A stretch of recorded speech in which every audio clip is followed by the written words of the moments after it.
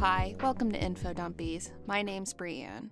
I'm autistic, I have AuDHD, my pronouns are she, her, and I am a freak in the sheets, also a freak in the streets, but on the toilet, I'm straight up a demon. Agreed. Hi, I'm Violet. My pronouns are she, her. I have ADHD. And if I was an ice cream flavor, I think I would be Snickerdoodle cookie dough. Oh, hell yeah, I'd eat that up. Yeah, I bet you would. Homo. Yeah. So today is Minidumps. Yeah, Minidumps. And Love a little quickie. if you're a newbie, and you have not joined us for Minidumps, welcome. Minidumps are a format of episode that Violet and I do sometimes where we both have topics that would be really good for Infodumpies, but maybe we don't have enough to fill our usual 45-minute to an hour-long episode. So I get 2 little Minidumps, and Violet gets 2 little Minidumps, and we mash them together to make an episode. A sort of mini mega dump. Yeah, we mash our dumps together to make an episode. An info dump beetle. Yes, we mash them. So, Violet, would you like to start with one of your topics? I would love to start my little gay penguin, because that's my topic, gay penguins. Aw, gay penguins. Yeah, my first topic is, of course, gay penguins.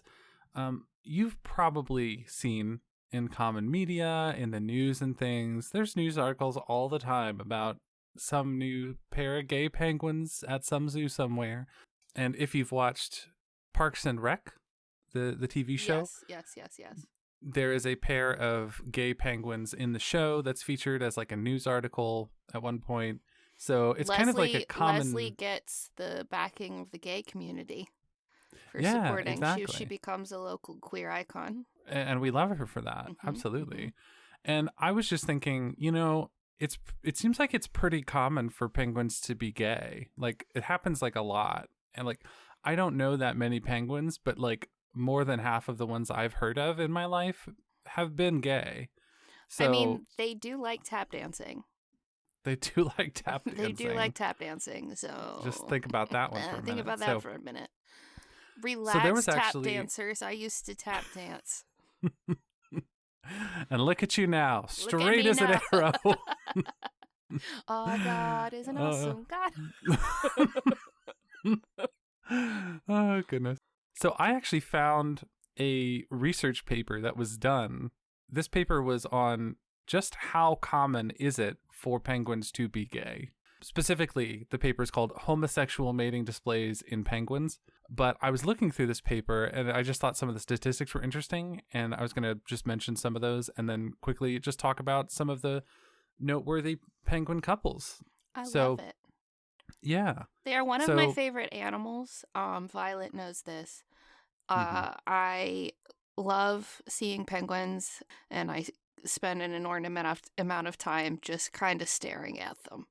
I adore them. They're great. They're just lovely little guys. And it's interesting when you get into the statistics of this, because part of the reason that we see so many gay penguins is because there's actually a difference in how common it is for a penguin to be born male versus female. And so 62%, 62.3% specifically of penguins are males. Generally, it's an average. Interesting. Yeah, so it's only, I'm bad at math, 38% or so that are female, rather than the 62% that are male. So, of course, just naturally, you would expect there to be more male gay penguins, right? And that is true, but a lot of people have theorized that the reason that we see gay penguins so often, which, by the way, same-sex courtship displays in penguins were observed in 28.3% of the 53 pairs studied. Out of... My heart said 25%, so I wasn't that far off. Yeah, absolutely. So out of the 53 pairs of penguins that were studied, 28% were featuring same-sex courtship displays of some sort. And a lot of people theorize that, oh, it's just random. Penguins can't tell each other's gender because they don't have they on site, right? They can't easily determine another penguin's gender just by looking at them. Well, this study sought to either prove or disprove that. This study actually included a graph showing if it was random and penguins can't actually tell gender, how common would it be for male penguins to mate with other male penguins, female to female, male to female, etc. And when they looked at the expected results, if it was random versus the expected results if it wasn't random, there was actually pretty clear evidence that it's almost certainly not random, that they can tell gender just by looking at one another, which I think I'm interested. is Did the study use the word gender and not sex? It did use sex in some cases. It used gender in a few spots, but primarily it was saying sex. Okay, because saying gender, a penguin don't know what gender is. I should clarify. Is that a fish I eat it? A gender? Sorry, I just feel weird saying penguin sex sometimes. Get over it. Say penguin sex. Penguin sex. So yeah, penguin sex is the thing where you both wear tuxedos and. Trying to come up with what that means for humans. I love that. You both slip around on some icy floors and you dump a drum of lube on the floor. There you go. You slide on your bellies into each other until a baby happens. When we have penguins and they're getting together, it's pretty clear that they can tell the sex of the penguin that they're looking at just by looking at them. With humans, it's actually really hard for us to tell the gender of a penguin just by looking at them. We actually oftentimes will have to do a blood test to determine the sex of a penguin. In a couple cases in the study, there were actually same-sex pairs that were observed learning each other's calls, which is apparently a really essential step in the pair bonding process, which is like they're together for life. So out of the 53 couples, 2 of them were learning each other's calls, which is like, so sweet. So yeah, penguins are gay about a quarter of the time. I love that. And it makes sense that I was drawn to these incredible creatures. Yeah, absolutely.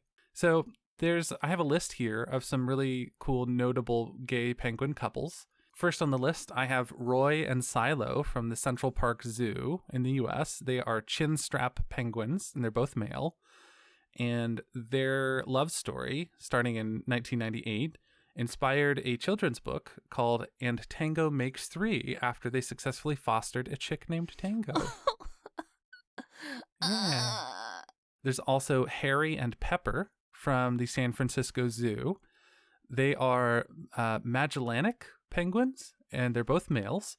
They were together for 6 years and successfully raised a foster chick together, and they actually made headlines in 2009 when Harry, drama, left Pepper for a female named Linda. Oh my god. Yeah, there's like penguin drama. Oh my god. Yeah, and I feel really bad. Like, there were people like online saying Linda's a homewrecker. Yeah, Linda's a homewrecker. Yeah, so wild stuff in the penguin world. So, but good on Harry for being like bi and proud. You know, I mean, can't fault you for that. I'm bi and proud, and I don't cheat. That's true. Well, I mean, I don't know if there was cheating. It just says that Harry left Pepper. Still. So I think they broke up. Either way. Still. He's not good representation for my community, I'll tell you that. Okay, fair, true. But moving on to more positive stuff, we have Sven and Magic from the Sea Life Sydney Aquarium in Australia. Sven and Magic, they're both Gen 2 penguins, and they are both males, and they're called a highly successful power couple. Whoa. Because they have successfully adopted and raised 2 chicks named Lara and Clancy. Oh. Yeah. Oh, I love Sven and Magic and their beautiful family. Right. There's also Rocky and Marama. And they're 2 ladies from the Sea Life London Aquarium in the UK. They are Gen 2 penguins, and they raised a chick in 2019. And interestingly enough, the chick was featured in the news for being raised as gender neutral. They were not referring to this penguin by gendered pronouns, which I thought was really cool. Sweet. Yeah. It's like, hey, because, gender is something made up by humans, as we discussed earlier. Sex is something that's like a biological thing. There's also Ron and Reggie from the London Zoo in the UK. They are Humboldt penguins, and they actually adopted an abandoned egg in 2015 and raised that chick chitin, and they are said to be very strong parents. Oh, so yeah. I love that. Yeah, I've got several more. I have quite a list. There's Skipper and Ping, both males from the Berlin Zoo in Germany. And they actually gained attention because they were trying to incubate rocks and fish before being given a real egg to foster in 2019. Heart. Oh, my fucking heart. Right? They wanted a baby. Mm-hmm. They wanted a baby sweet. so badly. I'm going to cry. Incubating a rock? Yeah, it's so sweet. My heart. I love animals. I love animals so much. This next pair, their names, it's Thelma and Louise. Oh my God. They are king penguins, females, and they have successfully fostered more than one chick for their colony and are one of those rare couples that are like fully pair bonded, like no chance they're ever breaking up. Oh. Yeah, Little they're so sapphic sweet. penguins. And it's pretty rare. I have another male couple here named Elmer and Lima. They are from the Rosamond Gifford Zoo in the U.S., and they are actually the first successful same-sex pair at that zoo to foster an egg, which they hatched in 2022. Penguins are so wonderful and gay. They're so wonderful and gay. I love them so much. They're so sweet, and I understand why they're your favorite animals. I've got one more couple here for you, and these are from Spain. They're from L'Oceanographique in Spain, which I think is an aquarium, and great job naming these penguins. This is Electra and Viola. Whoa, they are cool. Right. They're Gen 2 penguins, females, that successfully incubated and hatched a chick in 2020. Amazing. Against all odds. Amazing. Yeah. So that's my list of just really cool penguin power couples. And Harry and Pepper, obviously they have their drama, but that's very rare. Usually penguins don't have drama. It is. I just hate that it's a bisexual penguin starting this drama. It does not feed well into the stereotypes the community already deals with. True. Harry, if you're listening, you need to clean it up and you need to apologize to Pepper and stop being a messy bitch. Harry, you are, for bisexuals, what Caitlyn Jenner is to trans people. Okay? Okay? Go off, Queen. You need to cut it out. That's a joke, everybody. So, are you ready for something completely different? I would love something completely different. How much you know about toilet demons? Well, I mean, I got my own demons that I've wrestled in the toilet. So, on occasion. So, for both today's lucky winner and Murphy Bay Magic, I do a lot of reading about demons. I sometimes incorporate them. So one of my favorite characters I've written is Master Leonard, the goat demon man, who's based on a demonology thing. There's Amy from Murphy Bay Magic, who's based off of a demon I found in my demonology research. I can't possibly use all of the very good demons I find, though. And for a while, I was kind of circling around a toilet demon. Because did you know that humans... Circling around a toilet demon. Because did you know that for eons, humans have been afraid of something reaching up and getting them while they poop? I mean, that makes sense. I'm afraid of that now that you've said that. But that's a thing that could happen. So we're going to talk about a few of my favorite toilet demons. Now, these are toilet demons that you like? As far as cool demons go. Okay. You're not saying I wish we had these cool toilet demons. No, I'm not saying I approve of their behavior either. I certainly do not approve of their behavior. They're just their aesthetic. Not even their aesthetic, because the first one is quite nasty. Hell. They hail from Japan, and while technically a yokai and not a demon, there's a difference. They still get listed amongst the toilet demons, is Akaname. Akaname is a nasty little toilet freak from Japanese mythology.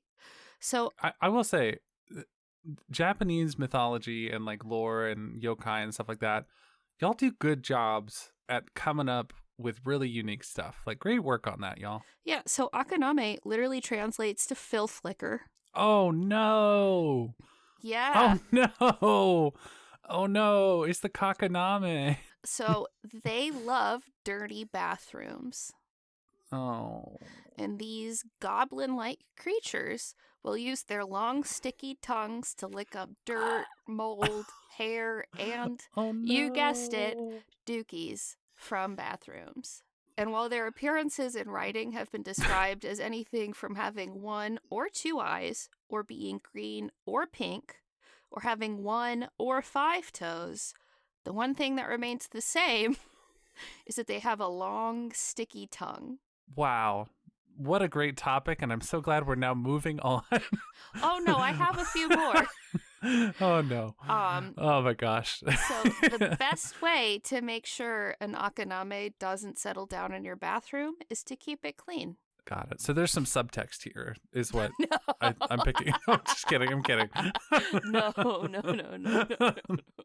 Maybe next time, it's been a little bit since the upstairs bathroom was clean, I'll just go whisper in your room, Akaname. Yeah, that's fair. Okay, so next toilet demon we're moving on to. Okay. Take a trip with me to the ancient Babylonian Empire, where we're going to talk about Sulak.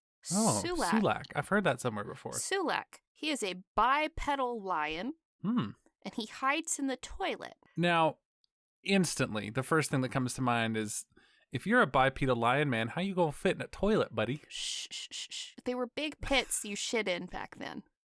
When I say toilet, I'm thinking of the modern toilet. But they were big-ass pits everyone just shit in, right?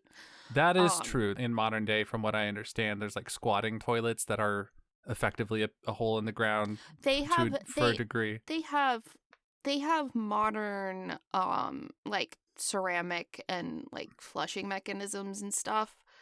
Gotcha. Like little lore about me. I shit in a beautiful squatting toilet in Morocco, where I was like, the tile on this is so beautiful.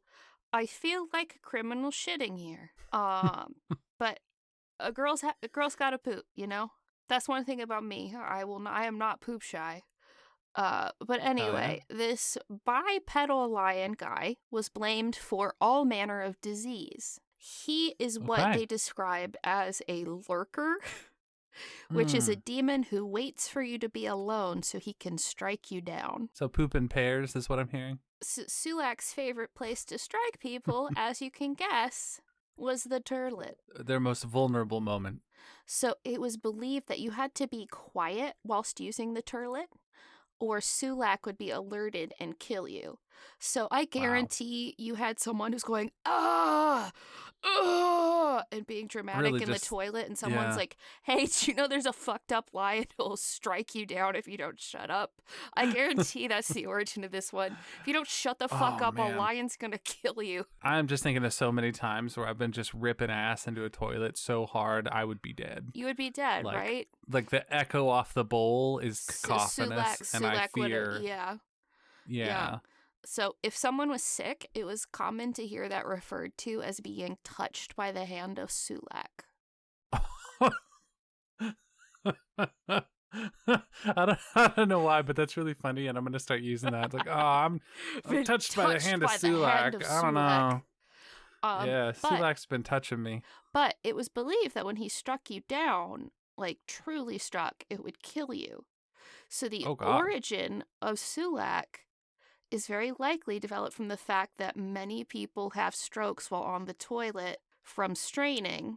And they, instead, without their understanding of medicine and science, they said, I believe it's a lion man who lives in the poop hole who has struck them down for being too loud. It's a good theory as any, honestly. Working with what they had, their guess was as good as mine. I'd be like, I don't fucking know. I mean, Yeah, Uncle Ched or something like was grunting and groaning on the toilet, and all of a sudden we open the door and he's fucking dead. A lion. A lion man standing at the bottom of the toilet. Clearly got him up the ass. All right, so now we're going to get to, I think, I hesitate to say my favorite one because people are going to be like, you're into this. But he is a nasty dude. I find him interesting. Belphegor. Oh, I've heard of Belphegor. You most likely have. Yes, he's the more popular one. He's from Judeo-Christian. Yeah. He's from Judeo-Christian mythology. So the likelihood that you've heard of him is probably higher. And I think there's a mention of him in D&D somewhere. Might be. So he started in Assyrian mythology. And back then his name was Baal Peor. He was associated with orgies, and people worshipped him using a dick-shaped idol. Okay. Right? So he really let himself go, it sounds like, if that's where he started. I think he got tired, and you'll see what I mean. Belphegor doesn't live in a toilet. Okay. He actually lives in hell, and he reigns from a porcelain throne. Because I'm sorry. When you say porcelain throne, do you mean a literal throne, or do you mean he reigns from a toilet? A toilet. Oh my god. Yeah, like there's something that calls him like the demon of latrines, like he sits in a wall of latrines. But he is the demon associated with the 7 deadly sin of sloth. And sloth. That's where I've heard of him. Getting up to go to the toilet is simply too much work for him, so he says, I'll work where I shit. His legs must be fucking asleep 24/7. Yes. Nothing but pins and needles down there. So I'm sure you're wondering, how do I invoke his power? Yeah. Yeah. How can I take the power of Belphegor for my own to improve my shitting? Oh, it wouldn't improve your shitting. Don't you know that he tempts people by giving them ideas for inventions that will make them rich, and he corrupts them with wealth? Oh, no, I didn't know. What does that have to do with toilets? I don't know. I kind of wonder if it's like I get my best ideas on the toilet kind of thing. Oh, interesting. So like when you get a good idea on the toilet, that's the influence of Belphegor. Well, because to invoke his power, being on the toilet is apparently the best way to do it. And then you might want to make plans for your birthday because he is apparently strongest in April. Hey, bestie. So Aries bestie. So if you're hoping to get ideas for an invention, you should probably start fibermaxing in March because his favorite offering is turds. Yeah, hopefully I can lock in that fucking Metamucil sponsorship I'm vying for. Yeah. So in April, if you want an idea for a good invention, you should invoke the power of Belphegor, and while you're on the toilet, you make him a tasty little snack. Well, hold on. Does he eat the poo-poo? I wasn't clear on that. I think he might. His favorite offering is turds, so to invoke his power, I don't know what else he's doing with them. Interesting. And then, according to Duplancy's Dictionnaire Infernal, he is Hell's ambassador to France. Oh. What a prestigious title. He's Hell's ambassador to France. So, from what I understand, Mary Magdalene is like their patron saint in France. So apparently Mary Magdalene is his natural enemy. Can you imagine being like a saint or like a really important person, and they're like, all right, here's your mortal enemy, it's poop eating toilet guy, and it's like, no, God, no, anyone but that. He says, hello, gorgeous. Hello, gorgeous, you got any turds for me? It's April. Feeling powerful. Yeah, exactly. Yeah. So. But yeah. Wow, these are some nasty fuckers. Yes. So those are my toilet demons, and I hope you've enjoyed them. I know it's nasty, but I don't care. Well, I hope I haven't ruined your appetite, because speaking of soft serve, my next topic is ice creams from around the world. I just want to talk about like interesting ice cream flavors and types of ice cream from different parts of the world. Me and Brianne live in the U.S. and we're like generally privy to. We live in the United States. Yeah. So our experience of ice cream, for the most part, has been fairly U.S. centric. At least speaking for myself. But I recently learned about a couple interesting types of ice cream in other parts of the world, and that sent me down a rabbit hole learning about all kinds of other ones, including one from Puerto Rico. I don't quite... I'm going to figure it out. Well, you're going to tell me. I'm about to tell you. I'm going to start with it because I'm so excited. I've eaten a lot of ice cream in Puerto Rico, and I don't... I have a feeling I'm going to say this, and you're going to be like, oh, well, I guess so. I don't know. So the ice cream from Puerto Rico that I'm thinking of is something called limber. Oh. There's limber de leche, limber de coco, limber de maní, which is limber de peanut butter, and limber mantecado, which is like a vanilla standard limber. So what limber is, generally, is you take like a plastic cup, you put milk and fruit juice, all kinds of different fruit juices. Yeah. It'll be either coconut milk or like regular milk, sometimes condensed milk. You'll usually add things like fruit and cinnamon and vanilla flavor. You can even do a coquito flavor, which is like a kind of like a Puerto Rican eggnog. Maybe not an eggnog. It's better. It's coconut and M&Ms. Yeah. So you can do rum. a limber de leche. Yeah. That's a coquito flavor, so right? I was not thinking of this as ice cream, but I've had this from a roadside stand. It's fucking good. Yes. Yeah, absolutely. It looks really good. And traditionally, this is served in like a plastic cup, and you squeeze the cup and pop it up and out of the cup to eat it. And it's got milk in it, but it's kind of a little bit like a sherbet or a shaved ice kind of a texture from what I understand, because it's not churned, it's just frozen. Yeah. No, So, I haven't had it since I was a kid, because for anyone listening, I became vegan in 2007. So I have not have not had it recently. Limber de coco with coconut is milk. vegan. Yep. Yeah, absolutely.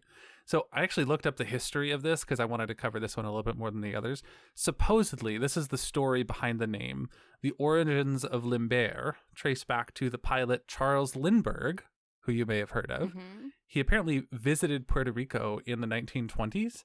Lindbergh, being the first aviator to fly solo across the Atlantic Ocean, arrived on the island on February 4th, 1928, his 26th birthday, and was welcomed with these frozen milk juice cups. Locals supposedly began recreating the treat and calling it limber, a nod to the Spanish pronunciation of Lindbergh's last name. And it's funny because even with the R at the end, do you know Puerto Ricans just tend to turn the last R into an L? So limbel. Oh, I didn't know that. Limbel. I love that. Yeah, that sounds right. But yeah, so that's the first thing on my list here. I have quite a few. The next one that I wanted to talk about was an Ecuadorian dessert called helado de paila. I'm not sure I'm pronouncing this right. It's Paila. Paila. Helado de paila. Paila? I think so, yeah. Supposedly it translates to ice cream from a pot, which is basically... Yeah, it's hand-churned ice cream, which mixes fruit juice and a dairy base in a large bronze or copper basin, paila, placed over a bed of ice and salt. So imagine, like, if you've ever made ice cream at home. I bet that's good. Right? It sounds so good. Because you're churning it by hand, you're generally getting more air whipped up into it, so it ends up kind of custard-like. Fluffy. Yeah. And traditionally, it includes ingredients like blackberry, passion fruit, and soursop. Oh, so, fuck me up. Give me a vegan version of that. Ooh. Yeah. It comes from the Andean region of Ecuador, and it was created by Rosalia Suarez in 1896. There's actually some South American fruits that are kind of specific to the Andean region that are typically mixed in with this ice cream. There's taxo, which is like a mix between banana and passion fruit. Oh, hell and it's kind of like a tart mix of those two. There's also arraza, which is a guava family member from the Amazon with a tangy citrus-like taste. And then naranjilla, also called lulo, which is a citrusy pineapple lemon flavored fruit and a member of the nightshade family. Those fruit are generally used for this ice cream. So it sounds to me like it would be a really unique experience to have some of these. I would love to try some of these someday. They look amazing.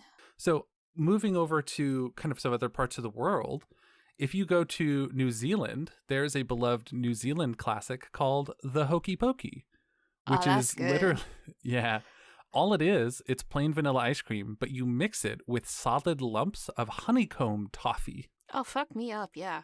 Yeah, it sounds really good, right? Oh, fuck me up, yeah. Yeah. And apparently in New Zealand, supposedly, if you say hokey pokey, people associate it with the ice cream, not the dance like they do here. I would say, yeah, I get it. If we Yeah. understood Hokey Pokey to be a delicious honeycomb toffee ice cream, Yeah. fuck the Fuck weird me up. dance. Yeah. Yeah, absolutely. In Germany, there's a popular dessert that looks like a plate of spaghetti, but is Whoa. actually ice cream called spaghetti ice. All one word, spaghetti EIS, spaghetti ice. It was invented in 1969 by Dario Fontanella in Mannheim, Germany. It is a combination of ingredients designed to resemble a standard plate of spaghetti bolognese, but it's not. The noodles are made of softened vanilla ice cream or gelato that is pressed through a potato ricer or a spatzel press to create long, thin strands that look like noodles. The tomato sauce is actually a red berry sauce traditionally made from strawberries. The Parmesan cheese is generally white chocolate shavings or coconut flakes. The base of the spaghetti is often it's served like on a bed of whipped cream, which sometimes freezes a little bit at the edges. So it gives it sometimes the plate will be like frozen, so it'll give it like a bit of a crunch almost at that edge. But there's other variations and stuff that do like spaghetti carbonara using dark chocolate and nuts. That is the most, and I say this with this being the highest of compliments. That is the most cartoony ass Nickelodeon shit Right? I've ever heard. If I Right? saw that as a child, I would be like, I'm gonna die if I don't eat this. If I saw that as a kid, I would throw an absolute Yeah. fit about it. I would demand the yeah. spaghetti ice cream. Oh, yeah. So, That's something I would try to recreate with Play-Doh. yeah. Spaghetti ice cream with, imagine this, Ferrero Rocher meatballs. Oh hell. Right? Oh. So now I want to get into some flavors that are quite good and that I've actually had a few of these, but are very not common. And some people think of them as gross in the US. In Korea, sweet corn ice cream is pretty popular. And I have had that. I forget where I had a vegan version of sweet corn ice cream, but they took it even further, and it was like fire roasted and had some chili powder in Ooh. it, and it was more like an elote ice cream, and I forget where the hell I had it, but corn ice cream is good. Oh, yeah, absolutely. Yeah. Some people, generally, from what I've seen, you either love it or you hate it. A lot of times it's mixed with vanilla. So if you imagine there's like a buttery richness of the corn and then the sweetness of the vanilla, it doesn't like clash. It works together. Yeah. Think of like corn syrup is very sweet. That is the sweetness that is in corn. That's where we get corn syrup from. I don't know if it's also just because we're Southern, but sweet cornbread. Sweet cornbread, exactly. Yeah, it's that like same flavor profile. Sweet corn is not an odd thing to me. Now I want to talk about the Philippines, because the Philippines has some fucking buck wild flavors. They're going crazy and I love them. And some of these things look so good. They're really like breaking boundaries when it comes to ice cream flavors. So the first one is queso ice cream, cheese ice cream, Yeah. cheddar cheese. I have had this. I used to live next to an Asian market that carried cheese ice cream. It's actually really good. It is. But I get it too, because there's also like certain apple pie people will put cheese on. Yeah. You know what I mean? Like having traditionally that salty sort of sharp cheesy with the sweet. I get it. It is exactly. It is salty and sweet in one scoop is what it is. That was the experience that I had. A lot of people compare it to cheesecake, but a little bit on the more savory side of cheesecake. And that's really what it is. I want to say there are a few like US brands out there that have done things like, in my research, God save me, I forget the name of the brand, but they did Kraft macaroni and cheese ice cream. No, that's bad. That's wrong. You need to look at these amazing Filipino desserts that they're making. in the Philippines, similar to, the street foods that you may be familiar with in other parts of the world, they have sorbeteros, which are basically ice cream street peddlers. Mm-hmm. And colloquially, it's called, what they're selling is called dirty ice cream, though the product is not filthy. It's just inexpensive, as in dirt cheap. So That it's seems not like, mean to call it dirty ice cream. I agree. It's not what I would call them, but that's just colloquially what it's called, apparently. Okay. But they have all sorts of really interesting flavors. They have the cheese ice cream. They also have ube ice cream, which you may have had that. That's becoming more popular in the US. Yeah. So good. Ube, for those of you who don't know, is essentially a purple yam, and it has kind of a sweet, nutty, I would say kind of vanilla coconutty, less on the coconut. But there's almost a floral sort of note to it, I think. I made a sweet potato pie with ube a couple months ago. Yeah, and it was really, really good. One of my favorite things about ube is just how purple it is. It was so It's purple. so It was purple. beautiful.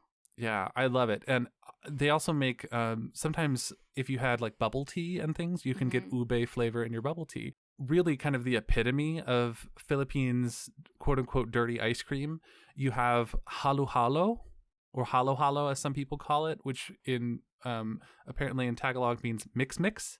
Halo-halo is made with crushed ice, evaporated milk, coconut milk, ube jam, sweetened kidney beans, garbanzo beans, coconut strips, boiled taro, soft yams, flan, slices of fruit preserves. It's a whole bunch of stuff, kind of like a sundae. Slices of flan in it? Yeah. I love everything. Yeah, it's got cubes of flan that have been chopped up. Fuck me up. That's kind of... Yeah. You just listed a bunch of things that I like. Yeah. So it literally just means mix, and it's just a mixture of things that you like with ice cream. So kind of like how we have ice cream sundaes here, where you have banana and whipped cream put and chocolate. Everything. Yeah. It's like that, but it's the Filipino version of it. I love that. And it's so cool. You can get so many interesting ingredients. You can even get sweet corn. You can get a specific type of banana called Saba bananas in it. Ooh, I think I think Saba bananas are on my list of bananas I want to eat before I die. Let me see. Yeah, a lot of the bananas I want to... So for anyone who doesn't know, I have a list of bananas I want to try before I die. Yeah, Saba's on my list. Yes. I would love to try a Saba banana. From what I understand, it's very sweet. Yeah, and it's one that cooks well. I really like Filipino food. Same. And what's not really funny, but a lot of the flavors overlap with Puerto Rican food because my Filipino friends also have beef with Spain. Yep. So a lot of the flavors are very similar, and I like. Right. And it's just interesting the overlap. But fuck me up. If you made a vegan version of that mix, I would go to town on that.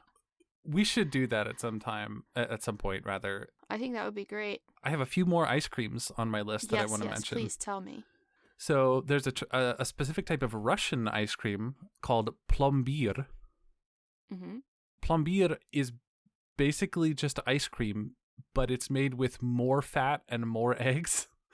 So it's extremely rich ice cream. To be called plombir in Russia, the fat content must be between 12 and 20%, and the sugar content must be over 14%.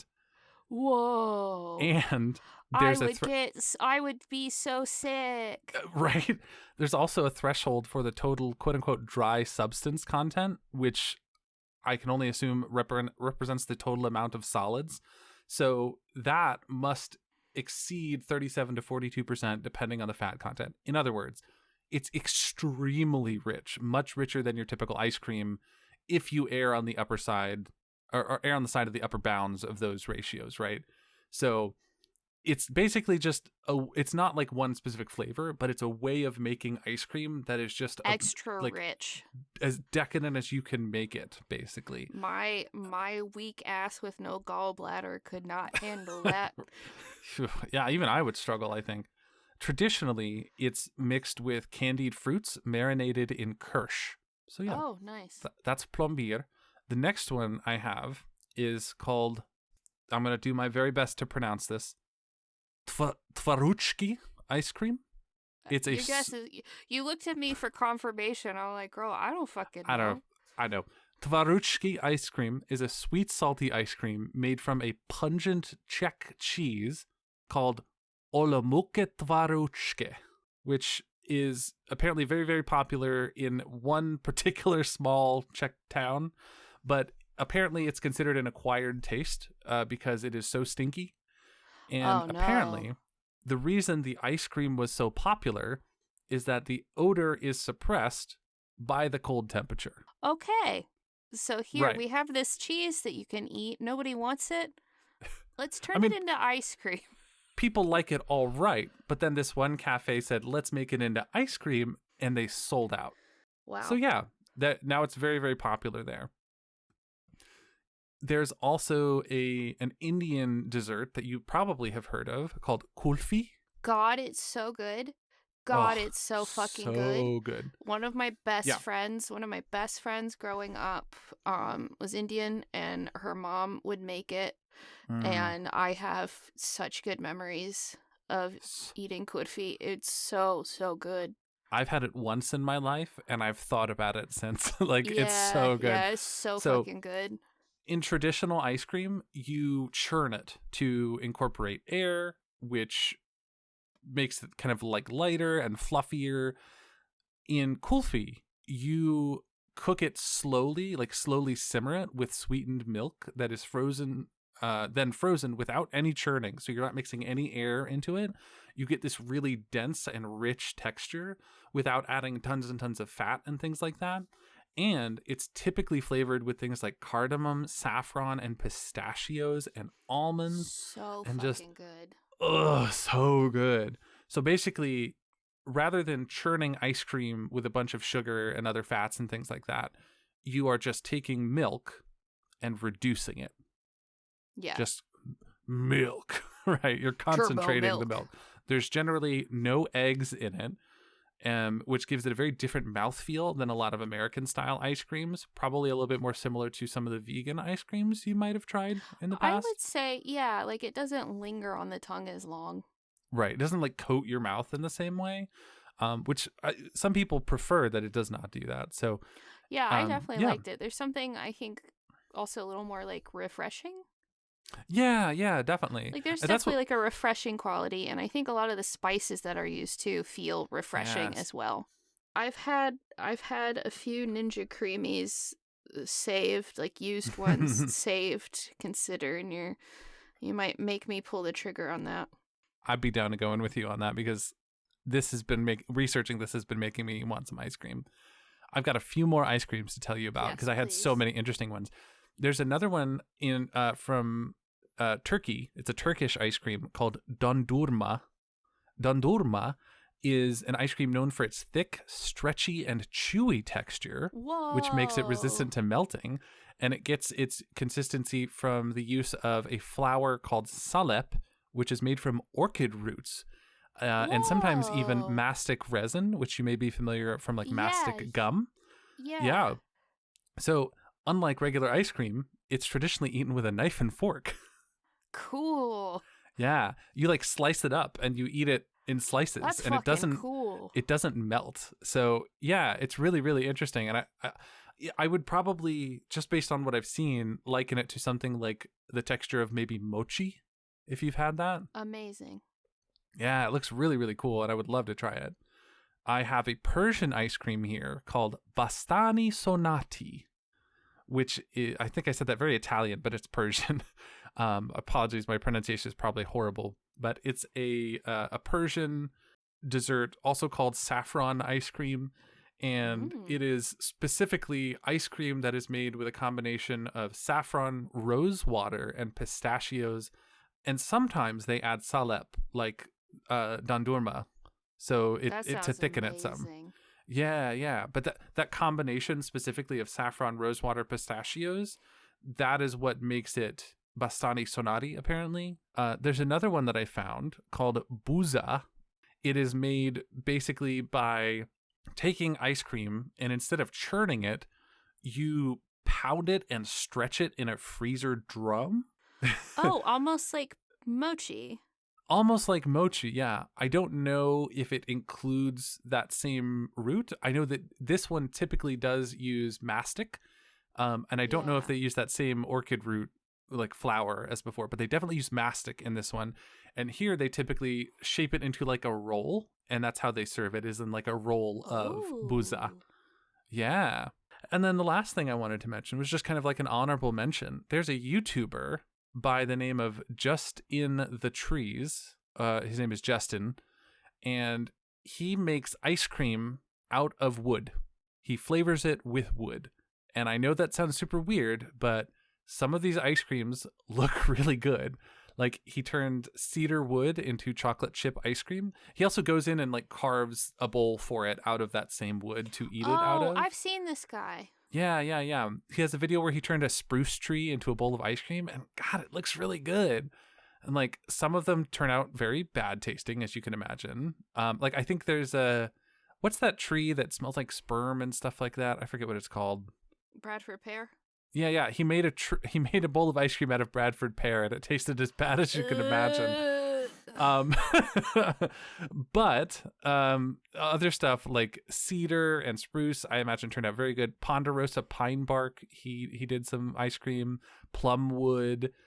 So really, really interesting guy, interesting woodworker, and just really, this isn't even like a cultural thing. It's just I don't see anybody else fucking doing this. So like, that's cool. Hell yeah, interesting ice cream flavors. Well, are you ready for my final topic? Yeah, more poop demons. No, I'm just kidding.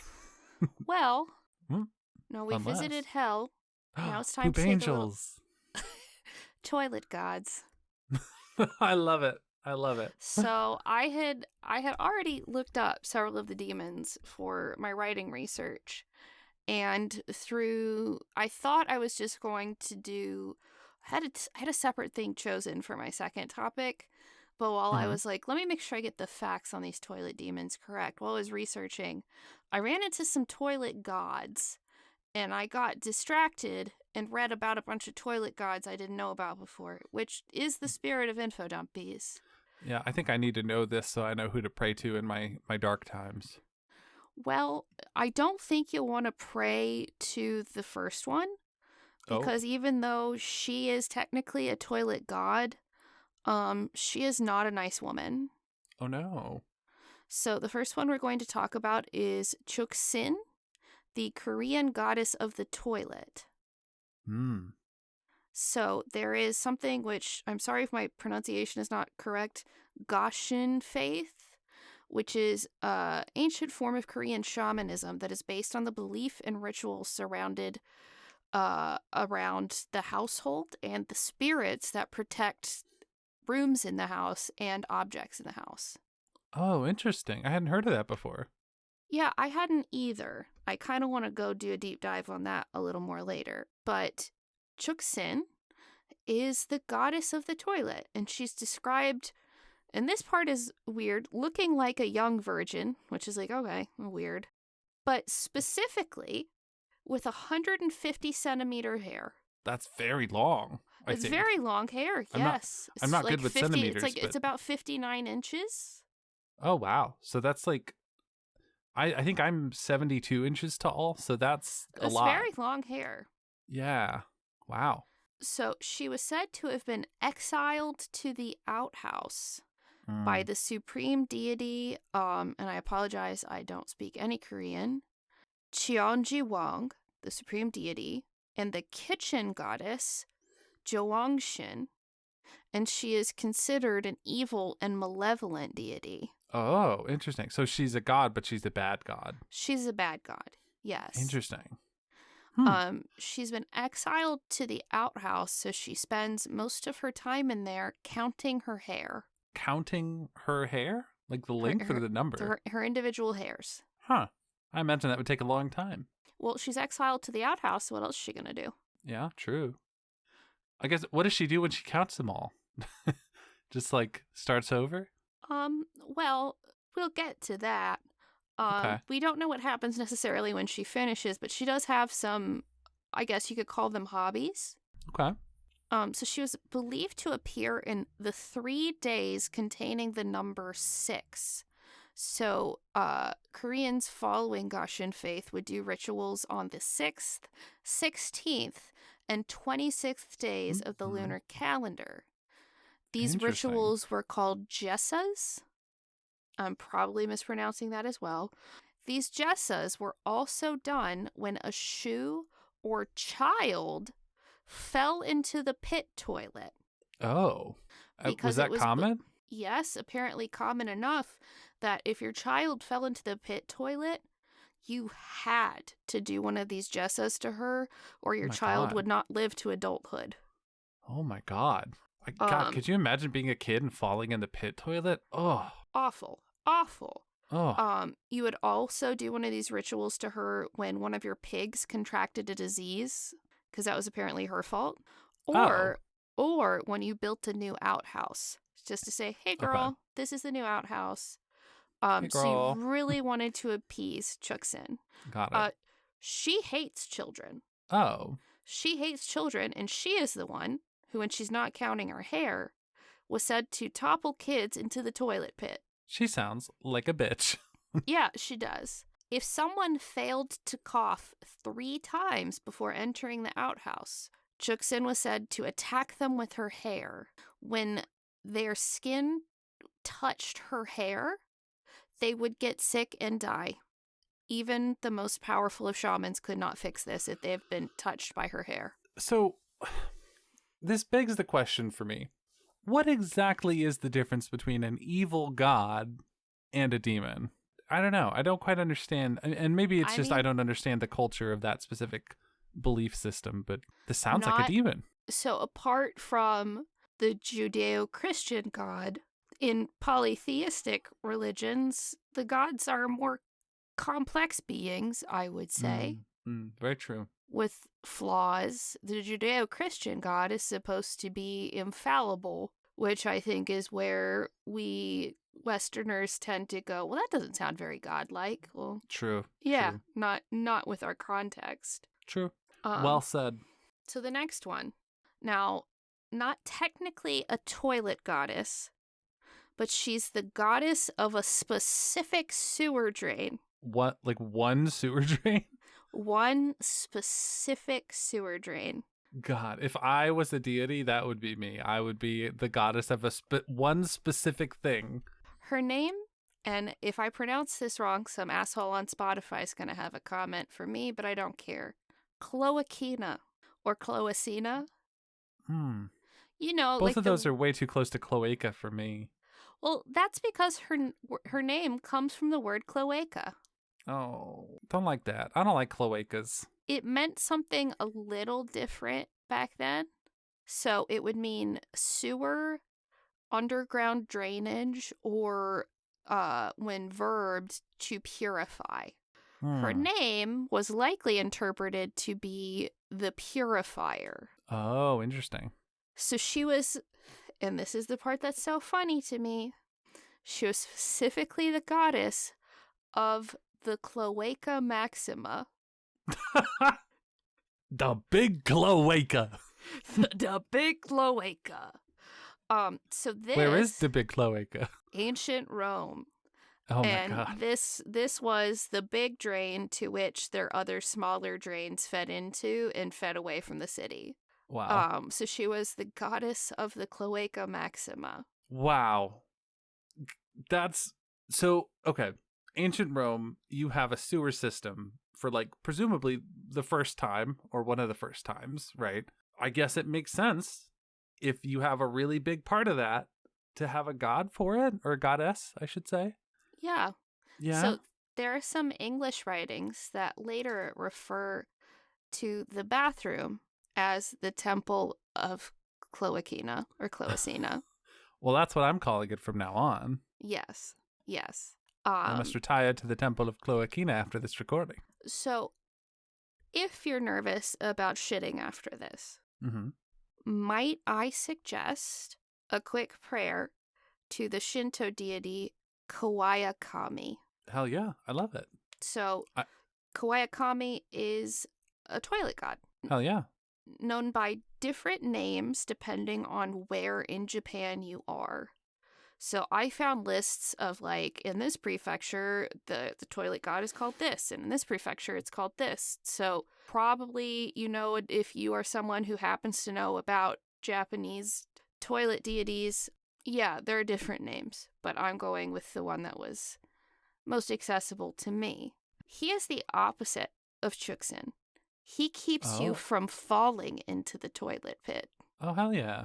Yeah. I love this guy. Yeah. He is also responsible for crop fertility. Oh, I could see that makes sense. In certain places, on the new year, the family would sit on a mat in front of the outhouse and eat a mouthful of rice as a ritual for Kawaiakami.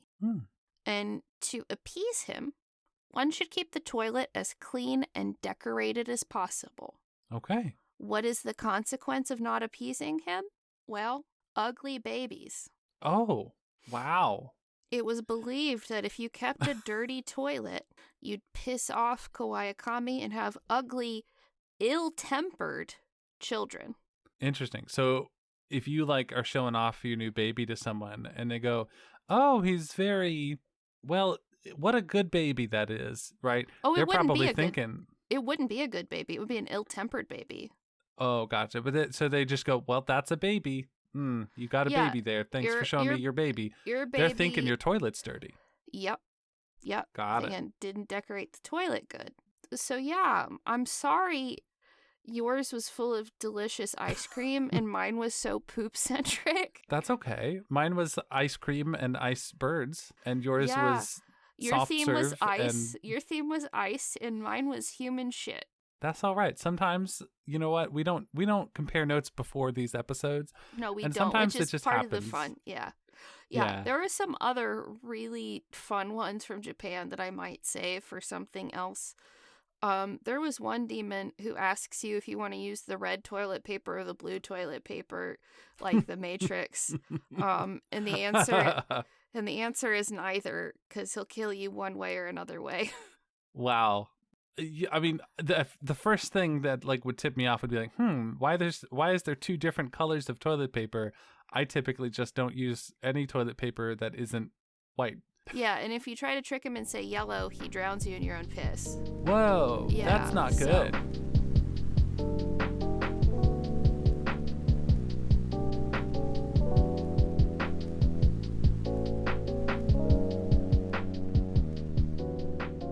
Friends, before I get to thanking our Patreon supporters, I would like to make you aware of a mutual aid opportunity.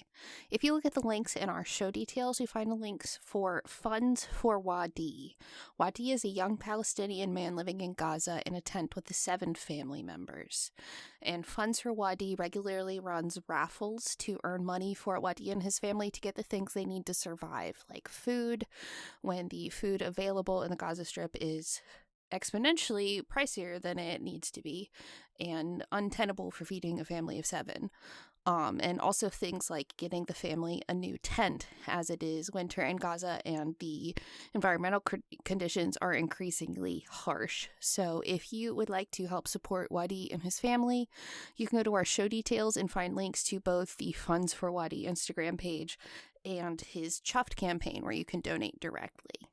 And now I'd like to thank our Patreon supporters like Anarchista, Bethany Glass, Carl Brooks, Chamberlain Foreman, Fintago, Dave Perrell, Gus, Helen Clifford, Janice Weston, Kate Genius, Kate Michigoose, Laura Kramer, Lilith Rain, Lucy, Megan E., Natasha Neves, Nunya B., Percy, Rachel Rachelson, Randy Lovings, and Sewing Seraph.